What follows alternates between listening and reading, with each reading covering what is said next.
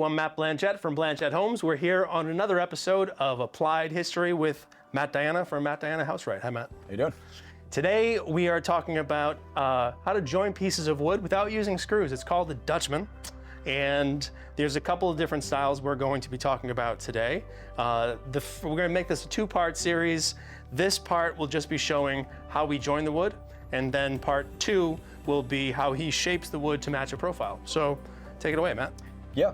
So I'm going to show you how we did two different styles of Dutchman. So typically, we talked about this last time, you know, the end of a molding rots, so you want to extend it. Right? We joke about it's called the board extender. There you go. So really you just need, instead of doing two square ends, which aren't going to stick very well, glue doesn't work on ingrain, you give it a nice steep angle, and then you mate a new piece, same angle. Bigger and fatter than the original. And throw a little glue on there and then clamp it any way you can. And just in case they missed it last time, ideally same type of wood, same age of wood is ideal. If not, same type or the best you can do. But again, it's just gluing it and keeping it together with a vise or something, and then you get this after a few hours, 24 hours, whatever it is.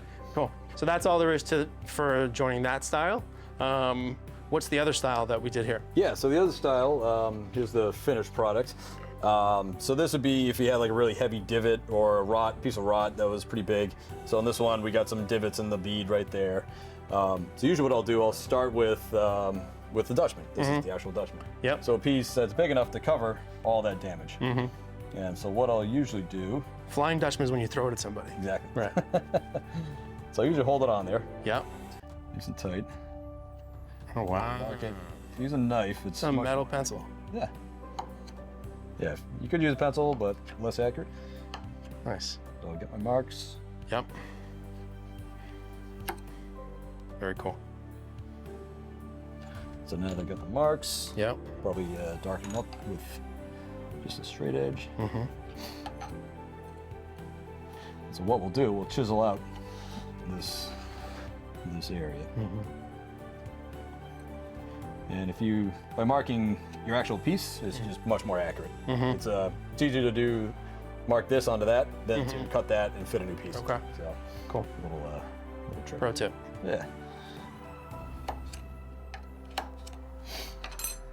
Okay. So what I will do, I'm gonna mark a depth on there and get this thing back together. Flip that around. So I'm gonna want to figure how deep I'm gonna go here. So I don't need to go too deep, so just make a mark. And you can use a combination square. It's really just going as deep as you need to get all of the... Yeah.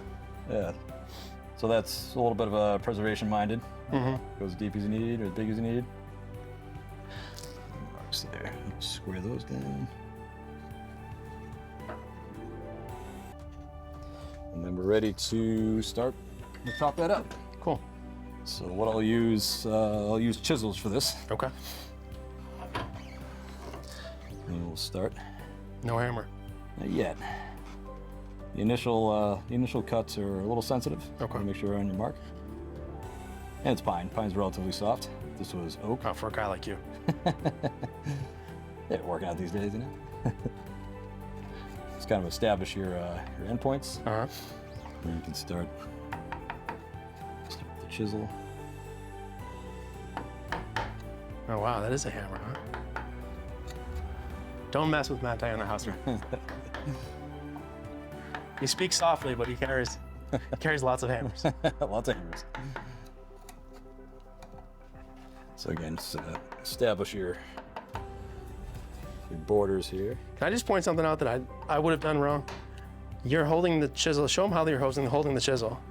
So you flat edge up and the beveled edge on the bottom. Right. So the flat edge against your border. Okay. Right? If you did it this way, you're gonna mar up that. I've been doing it wrong my whole life.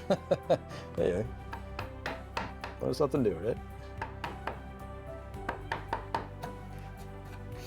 So now that we got that,